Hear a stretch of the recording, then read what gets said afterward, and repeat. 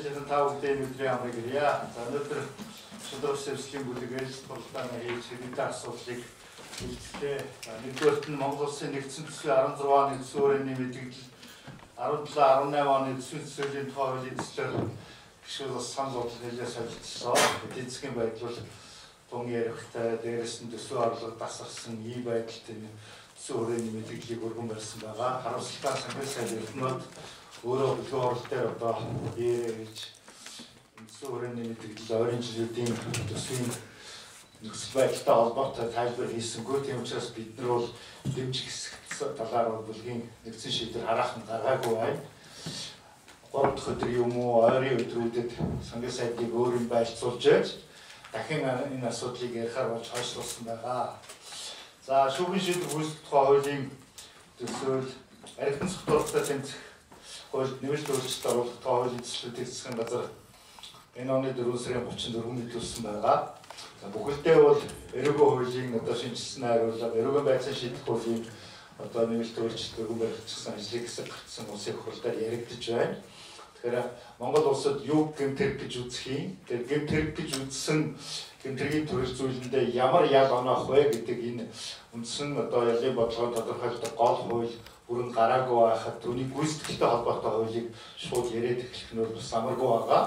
Өөрөөр хэлбэл бололцоо баг жишээлх юм бол одоо гэрээ хорионы тухай асуудал ихдэг ямар хуулийн төрөл зүйл дээр нь гэрээ хорио гэсэн санкцийг хэрэглэхий тэр нь яаж хэрэгжүүлэх юм хэрэгжүүлэх явцдаа хүн хүч зохион байгуулалт санхүүгийн нөөцийн хувьд бол хэр бололцоотой ингээд олон зүйлүүд одоо бас жаахан бүрхэг байгаа үед шууд шийдвэр шүүхийн шийдвэр гүйцэтгэлийн хуулийг одоо яриад явахд учиртай байгаа. Ийм учраас бүлэг бол дэмжиж байгаа. Гэхдээ эрүүгийн хуулийг батлан гаргасны дараа юм уу эрүүгийн хууль батлагдаад бэлэн болсны дараа араас нь одоо хэлцэхгүй бол зэрэгцэн хэлцэхт бол бас тийм төвөгтэй байдал үүсэж байна гэж ингэж үзэж байгаа.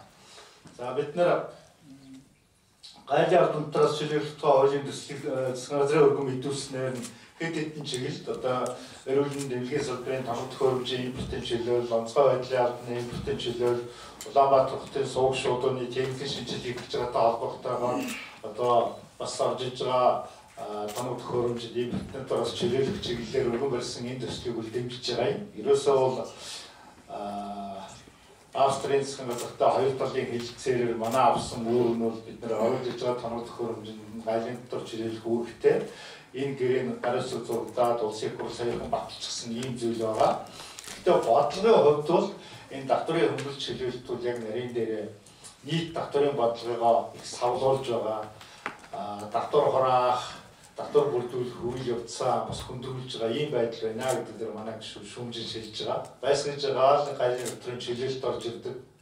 Тэгээд тэрэнд ингээд гар үсэг зурцсан ингээд одоо манай ажлын хүлээсэн үүргийн юм гэж чөлөөлчдөг. Энэ нь бол урт хугацаанд аваад үзэх юм бол ингээд одоо маш олон ийм хөнгөлөлт чөлөөлтийг бий болгосон төсвийн орлогын бүрдүүлэлтээ хөндрүүлсэн татвар төлдөг аж ахуйн нэгж байгууллагуудаа бас ийм алагчсан юм шиг аль нэг салбарт бол ингээд гэрээ хэлцлийн өрөөнд явуулчихсан яриа өрөөнд орсон тэр бизнес руу орсон компаниуд бол татврын хөнгөлөлт одоо импортоор дамжаад гайлын татвараас ч юм амсаад байдаг гэх мэтчлийн ийм дараад нь бол амьдралд бол тийм алагчсан шударгаш байдал дээр үүсгэж байдлууд байна. Ийм учраас бол аливаа татврын хөнгөлөлт чөлөөлтийн бодлого өөрөө дунд урт хугацаанд тогтвортой мөрдөж яг нарийн дээр татвараар дамжсан татвар бүгдээрээ төлөх ёстой. Татвараа төлж байгаа хувь хэмжээ бол бизнес эрхэлж байгаа аж ахуйн нэгж байгууллагуудаа ялгч хэрэгдэл багтаа, хүндрэл багтаа, татвараа төлчөөд хоригдлол хийж болохоор ийм байдалтай байх ёстой гэсэн ийм үндсэн концепц барьж ажиллах зүйтэй гэж одоо бүлэг гишүүн санал хэлж ярилцгаасаа. За ийм зүйлүүдийг өнөөдрийн хурлаараа ярьлаа. Давчхандаа бол за энэ саналуудаа гаргаж байгаа бидний мэдээлэлтэй холбоотойгоор асуулт байвал хариулъя. За бид нар үүнээс гадна бүлэг дээр сонгуулийн хуулийн одоо улсын хурлын сонгуулийн тогтолцоотой холбоотой асуудал бүхэлдээ бол улсын хурлын сонгуул, ерөнхийлөгчийн сонгуул, орон нутгийн сонгуулийн хуулиудын процесс яаж явах вэ гэдэг дээр бас санал солилцож ярилцсан. Бид нар өөрсдийнхөө одоо бүлгийн байр суурь бидний дэвшүүлж байгаа хувилбараа бол гаргаад тавьчихсан байж байгаа. Энэ талаараа бол санал солилцоод сонгуулийн тогтолцоотой холбоотой Монгол улс өгөхлөөр нэг тойрог байна. нам эвслүүд 76 нэр дэвшигчээ нэг лист нэг хуудсан дээр бүгдийг бичнэ. Монгол улсын сонгох эрхгүй иргэн сонгуульд оролцохдоо бол одоо өөрийн дэмжиж байгаа нэр дэвшигчийн өмнөх дугаарыг дугуйлна.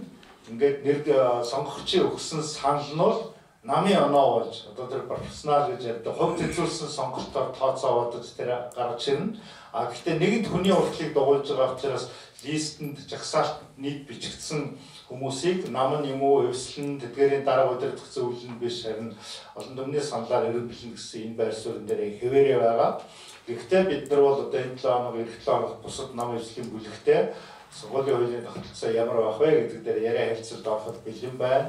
Тэгээ энэ 6 сартаа багтаад сургуулийн хуулиа батлан гаргах ёстой гэдэг дээр бол бид нар бол тийм хүсэл эрмэлзэлтэй байгаа. За ийм зүйлүүд бидний хурлаар өндөрлөж ярьсан асуулт тавьж хариулъя.